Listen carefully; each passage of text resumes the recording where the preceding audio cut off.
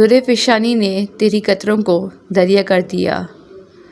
दुरे फ़िशानी ने तेरी कतरों को दरिया कर दिया। खुद ना थे जो राह पर औरों के हादी बन गए। दिल को रोशन कर दिया, आँखों को बीना कर दिया। दिल को रोशन कर दिया, आँखों को बीना कर दिया। क्या नज़र थी जिसने मुर्दों को मसीहा कर दिया। बिस्मिल्लाहिर्रहमानिर्रहीम। अस्सलाम वालेकुम टू ऑल माय व्यूअर्स। उम्मीद करती हूँ कि आप सब लोग बिल्कुल खैरियत से होंगे। आपसे गुजारिश है कि वीडियो को देखने से पहले ज़रूर सब्सक्राइब का बटन ज़रूर प्रेस कर दीजिएगा। चलें जी, वीडियो का आगाज़ करते हैं। जदीद हिंदुस्तान के ममारों में से एक सर सैयद अहमद ख़ान 17 अक्टूबर 1817 को दिल्ली में पैदा हुए और अपने कैरियर का आगाज़ सरकारी मुलाजिम के तौर पर किया। 1857 की बगावत सैयद अहमद की ज़िंदगी के अहम मोड़ में से एक थी। उन्होंने वाज़ेह तौर पर मुसलमानों के लिए अंग्रेज़ी ज़बान और जदीद उलूम में महारत हासिल करने की लाज़मी ज़रूरत की पेशेनगोई की। अगर कम्युनिटी अपनी समाजी और सियासी ताकत को बरकरार रखना है, ख़ास तौर पर शुमाली हिंदुस्तान में, तो आपने इंग्लिश जो है उसको अपने निसाब में शामिल करना है और उस पर महारत हासिल करनी है, क्योंकि उस वक्त बड़े बड़े ओहदों पर ज़्यादातर हिंदू फ़ाइज़ थे। ठीक है, तो वो इन इब्तदाई इल्म बरदारों में से एक थे जिन्होंने गरीब और पसमानदा मुस्लिम कम्युनिटी को बाइख्तियार बनाने में तालीम के अहम किरदार को तस्लीम किया है।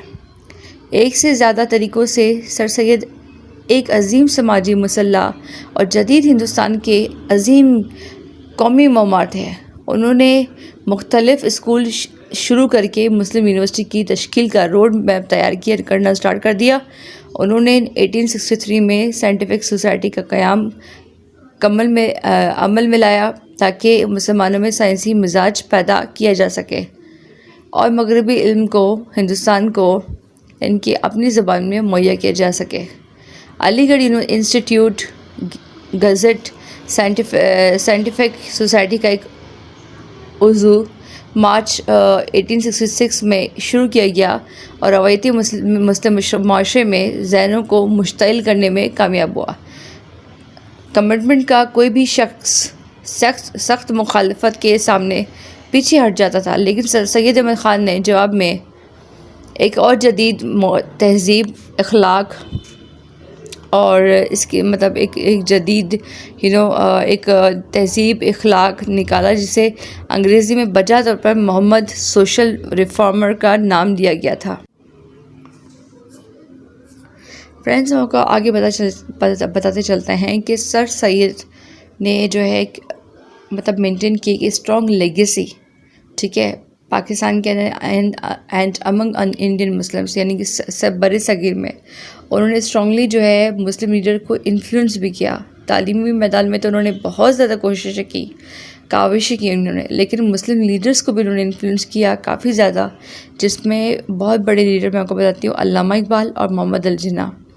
आप सोचें, मोहम्मद अली जिन्ना और अल्लामा इकबाल जैसे बड़े बड़े लीडर्स जिन्होंने पाकिस्तान की बुनियाद रखी, तो उनके किस तरह से इन्फ्लुएंस किया, किस तरीके से, तो उनकी जो एडवोकेसी थी कि इस्लाम रैशनलिस्ट ट्रेडिशन की एंड ब्रॉडर रेडिकल कहते हैं कि radical Islam and this other type of Islam, ठीक है, इस्लाम में भी एक्सट्रीमिज़म को उन्होंने फ़रोग़ नहीं दिया, क्योंकि उस टाइम के जो लोग थे वो जिस तरह के रिफॉर्म्स लेकर आए थे, जिस तरह उस टाइम पे जो लीडर्स थे जिस तरह के रिफॉर्म्स लेकर आए थे, वो काफ़ी ज़्यादा ख़तरे का बाइस थे, जिसकी वजह से वॉर हुई थी 1857 की, उसमें बार बार सर सैयद अहमद ख़ान ने बहुत ज़्यादा मना किया, लेकिन वो माने नहीं और ये जंग हुई। सर सैयद अहमद ख़ान ने कहा कि ये जंग आप लोग हार जाएंगे, ये जंग आप नहीं लड़ें, और बिल्कुल ऐसे ही हुआ, जिसमें आपको पता है कि उनके जिस टाइम पे भगत सिंह, मंगल पांडे और काफ़ी मुस्लिम लीडर्स भी शामिल थे और उन्होंने 1857 की जंग की। बहरहाल सर सैयद अहमद ख़ान के बारे में और भी ज़्यादा कुछ बताते हैं कि सर सैयद अहमद ख़ान का ख़ुद का ये कहना है कि do not show the face of Islam to others, instead show your face as a follower of true Islam representing character, knowledge, tolerance and piety. ये एक बेस्ट चीज़ है जो मुझे इनकी लगी कि अपना जो है इस्लाम का फेस नहीं दिखाओ दूसरों को, बल्कि आप जो है अपना फेस दिखाओ, ठीक है, जो भी आपको, ठीक है, अपना फेस दिखाओ एज अ फॉलोवर ऑफ, मतलब आप एक इस्लाम के एज अ फॉलोवर हो, आप उसको रिप्रेजेंट करो, इस्लाम को, अपना फेस शो नहीं करो, लेकिन इस्लाम को आप वो करो, रिप्रेजेंट करो अपने कैरेक्टर, अपने नॉलेज, अपने टॉलरेंस की वजह से, उस तरीके से आप करो। तो ये उनका सबसे जो बेस्ट मुझे कोट लगा, तो वो मैंने आपसे इस चीज़ का जिक्र किया। इसके अलावा मैं आपको बताऊं कि जो है सर सैयद अहमद ख़ान जो है तकवी ख़ान बहादुर जो है वो 17 अक्टूबर 1817 को, जैसे मैं पहले बता चुकी कि वो पैदा हुए थे, ठीक है, दिल्ली में। तो अच्छा, उसकी बात बता दूँ कि उस वक्त जो है मुग़ल एम्पायर चल रहा था। उस टाइम पे अकबर 2 था, मतलब अकबर जो बादशाह जो था, ठीक है, वो वाला अकबर नहीं, अकबर 2 ये दूसरा बादशाह था, ठीक है, एक दूसरा नाम था उसका जो मुग़ल एम्पायर था, ठीक है। तो many generations of his family had since been highly connected with the administrative position in Mughal empire. तो सर सैयद अहमद ख़ान की काफ़ी सारी जो मतलब रिश्तेदार, जैसे मैंने आपको बताया कि वो मुंसलिक थे किससे, इनके मुग़ल एम्पायर की एडमिनिस्ट्रेशन से। उनके जो नाना थे ख्वाजा फरीदुद्दीन, आपने नाम सुना होगा, ख्वाजा फरीदुद्दीन वज़ीर थे in the court of emperor Akbar Shah 2। उनके जो दादा थे, पैटर्नल ग्रैंडफादर, सैयद हादी जवाद, ठीक है, वो थे जर्नल थे, हाई रैंकिंग एडमिनिस्ट्रेशन पोजीशन, ठीक है। इसके अलावा जो है, अच्छा ये तो इनकी पोजीशंस वगैरह के बारे में बात करेंगे, लेकिन इसके अलावा मैं ये भी बताऊंगी कि उनके जो है ये सैयद अहमद ख़ान जो है सबसे जो है मतलब जो 3 सिबलिंग्स थे उनके, उनमें सबसे छोटे थे, ठीक है। तो ही वॉज द यंगेस्ट, ठीक है। और इसके अलावा जो है अब हम इनकी कैरियर के बारे में कुछ बात को बताते हैं, जो कि हमने कुछ बातें आपको बताई भी हैं। मतलब सर सैयद अहमद ख़ान ने ये डिसाइड किया कि वो जो है ईस्ट इंडिया कंपनी को ज्वाइन करेंगे, इंटर करेंगे उनकी सर्विसेज, एजुकेशन हासिल करके और ईस्ट इंडिया कंपनी की जो है सर्विसेज हासिल करेंगे। And he could not enter the colonel civil service, क्योंकि सिविल सर्विस आपको पता है कि वो बहुत पुरानी बरतानवी राज से चलती हुई आ रही है। सिविल सर्विस वो सिर्फ इसलिए क्योंकि 1860s में जो है इंडियंस जो है वो इंडियंस एडमिटेड थे, लेकिन पाकिस्तान को ये मौका नहीं दिया गया था उस टाइम पे, उनके लिए कोटा नहीं था। उनकी जो फर्स्ट अपॉइंटमेंट थी वो एज अ सरिश्तेदार यानी कि क्लर्क का जो है अपॉइंटमेंट थी, जिसको हम लोग सरिश्तेदार कहते हैं उर्दू में, of the criminal department in the सदर अमीन ऑफिस इन दिल्ली, ठीक है। और तो वो जो है रिकॉर्ड कीपिंग का वहाँ पे काम करते थे और काफ़ी सारे जो है कोर्ट के अफेयर्स जो थे वो मैनेज करते थे, ठीक है। यानी कि उनको जुडिशरी में मतलब एक तरह से जॉब मिली थी, अदालत में जॉब मिली थी, रिकॉर्ड कीपिंग एक डिपार्टमेंट होता है, वहाँ पे उनको जॉब मिली थी। फरवरी 18, ठीक है, 18 और 1839 में he was transfer to Agra, ठीक है, आगरा में उनको ट्रांसफ़र हुआ and promoted to the title of Naib Munshi, ठीक है। उनके पास मुंशी का उनको उनके पास, और डेप्टी रीडर होता है, ठीक है, एक रीडर की पोस्ट होती है in the office of the commissioner, ठीक है। तो ये एक बहुत बड़ा मतलब एक वो बढ़ते ही जा रहे थे। क्यों? अपनी तालीम की काबिलियत के ऊपर जो है बढ़ते जा रहे थे, अपनी परफॉर्मेंस के ऊपर वो बढ़ते जा रहे थे, ठीक है।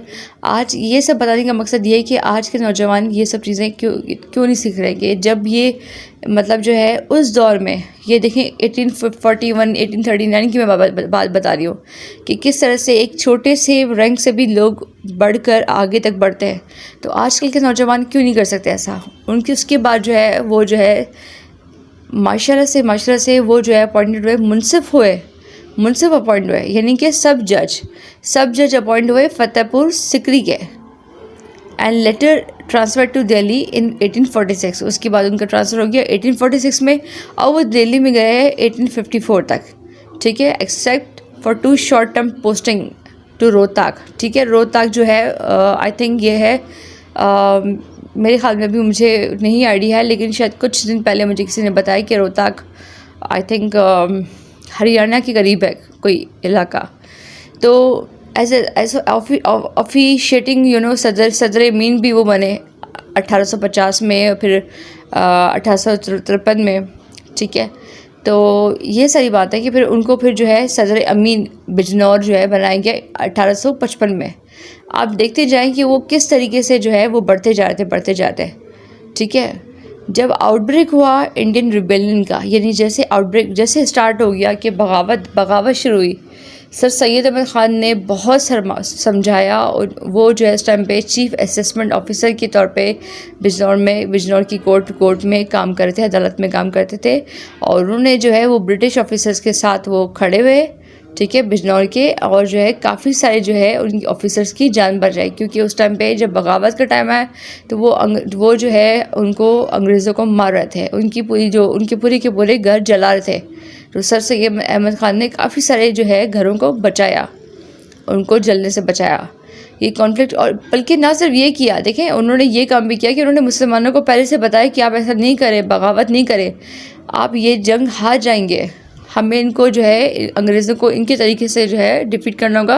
या जिस तरह से हिंदू जो है अपने आप को जो है एजुकेशन की तरफ ज़्यादा वो कर रहे हैं, और सिविल सर्विसेज में फिर जाहिर सी बात है उनका कोटा भी है, वो जा भी रहे हैं, ज्वाइन भी कर रहे हैं, तो आप लोग भी इसी तरह से करो।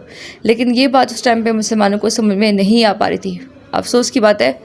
तो बहरहाल उसके बाद जो है मतलब जब ये सक्सेसफुल हुए इस मिशन में, बहरहाल अच्छा, तो उसके बाद जो है ना एक और भी मैं आपको बात बताऊँगी कि वो जो है सदर सदूर की एक रैंक होता है कोर्ट के अंदर, एक पोस्ट होती है, हाई रैंकिंग होती है सदर सदूर। वो जो है उनको मुरादाबाद में उनको मतलब जो है प्रमोट किया गया 1858 में, ठीक है। Where he began working on his famous literary work the cause of the Indian revolt. The cause of the Indian revolt बहुत फेमस है ये, आप इसको जो है ना मतलब कभी सर्च करेंगे, कभी लाइब्रेरी जाएँ तो उसको देख लीजिएगा। 1862 में he was transfer to Ghazipur में वो ट्रांसफ़र हुए, और उसके बाद जो है अलीगढ़ में ट्रांसफ़र हुए। दोस्तों, हम अक्सर कहते हैं कि poverty is the mother of all crime, लेकिन सर सैयद अहमद ख़ान कहते थे ignorance is the mother of poverty, यानी कि गुर्बत की भी जो माँ है वो क्या है, जहालत है। इसलिए उन्होंने सारी ज़िंदगी जो है तालीम के लिए अपनी वक्फ कर दी, नौजवानों में जो है बेदारी पैदा की, उनके लिए इंस्टीट्यूशन पैदा किए, फ्री एजुकेशन पैदा जो है उनके लिए रखी, ठीक है, स्कॉलरशिप्स करा दिए। फ्रेंड्स, एक बहुत मशहूर बात जो सर सैयद अहमद ख़ान के बारे में कही जाती है, और जो अफसोस है कि काफ़ी मुसलमान ये बातें जो है जब एक्सट्रीमिज़म की तरफ चले जाते हैं। सर सैयद अहमद ख़ान ने जब मुसलमानों को पढ़ने का मशवरा दिया तो उनको कुफ्र के फतवों और काफरों का साथी करार दिया, लेकिन उन्होंने हार नहीं मानी और सबको समझाते रहे कि तालीम मुसलमानों के लिए कितनी ज़रूरी है। तालीम की कमी का वो फ़र्क आज तक वाज़ेह है, और वो आज तक हमारे और दूसरों के दरमियान वाज़ेह फ़र्क है।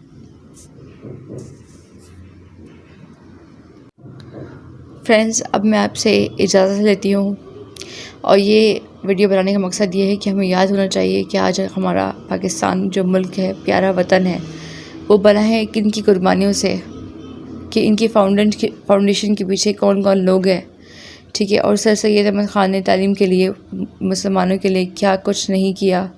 अलीगढ़ यूनिवर्सिटी बनाई, और इसके अलावा वहाँ पे मुसलमान उस ज़माने में आपका जो लिटरेसी रेट है, जाके आप सिर्फ गूगल कर लें कि क्या था, मुसलमान जो है किसी भी ऐसे ओहदे पे फाइज नहीं थे, लेकिन उन्होंने इस चीज़ को बहुत ज़्यादा जो है इस पर अमल किया, उसको फ़रोग़ दिया तालीम को। आखिर में जाते जाते मैं सर सैयद अहमद ख़ान के लिए एक अल्लामा इकबाल का एक शेर पढ़ूँगी कि हज़ारों साल नरगिस अपनी बेनूरी पर रोती है, हज़ारों साल नरगिस अपनी बेनूरी पर रोती है, बड़ी मुश्किल से होता है चमन में दीदावर पैदा। और ये बात बिल्कुल सही है, बिल्कुल सच है। जितना मैंने सर सैयद अहमद ख़ान को स्टडी किया है, यकीन करें बहुत ही ज़्यादा वंडरफुल कैरेक्टर है, और इतनी ज़्यादा मतलब एक ऐसा इंसान जो कि सिर्फ वो हिंदुस्तान के मुसलमानों की हालत देख रहा है उस हालत को देखते हुए हिंदुस्तान के बरसगीर के मुसलमानों के अंदर उनके अंदर बेदारी की रूह फूंक रहा है, उनको तालीम से आगाह करना चाहता है। और बदले में मुसलमानों ने क्या किया, 1857 की वॉर की। और इस चीज़ के बारे में नहीं पड़ती कि वॉर वो सही थी या गलत थी, ठीक है। उस वॉर के बदले में उनको और ज़्यादा जो है ईस्ट इंडिया कंपनी को मौका मिल गया कि वो खुल के जो है अपना बरतानवी राज जो है उसको चला सके। क्योंकि एक चीज़ जो है वो ढकी छुपी तरीके से कर रहे थे, लेकिन वॉर के बाद उन्होंने उस चीज़ को खुल के जो है लड़ना स्टार्ट कर दी, मतलब हुकूमत चलाना स्टार्ट कर दी बरतानवी राज ने 1857 की वॉर के बारे में, जिसके बारे में सर सैयद अहमद ख़ान बार बार मना करते रहे। तो जी जनाब, ये थी आज की डॉक्यूमेंट्री। अगर आपको पसंद आई हो तो प्लीज़ आप कमेंट सेक्शन में इसको, मेरी गुजारिश है कि अच्छे से आप इनको कमेंट किया करें। कमेंट्स आपके अच्छे होने चाहिए, इससे इस टॉपिक से रिलेटेड होने चाहिए। आपको जो समझ में आता है आप कमेंट करें, लेकिन काइंडली अच्छे कमेंट्स करें। अच्छे कमेंट्स का मुराद ये है कि 3-4 लाइनें आप ज़रूर लिख दीजिएगा, ट्रिब्यूट पेश करिएगा सर सैयद अहमद ख़ान को, ठीक है। मेरी डॉक्यूमेंट्री इंशाल्लाह आगे भी बहुत अच्छी डॉक्यूमेंट्रीज़ आप लोगों के लिए लाऊंगी। तब तक लीजिए मुझे इजाज़त। अल्लाह हाफ़िज़। Thank you very much. Pakistan जिंदाबाद।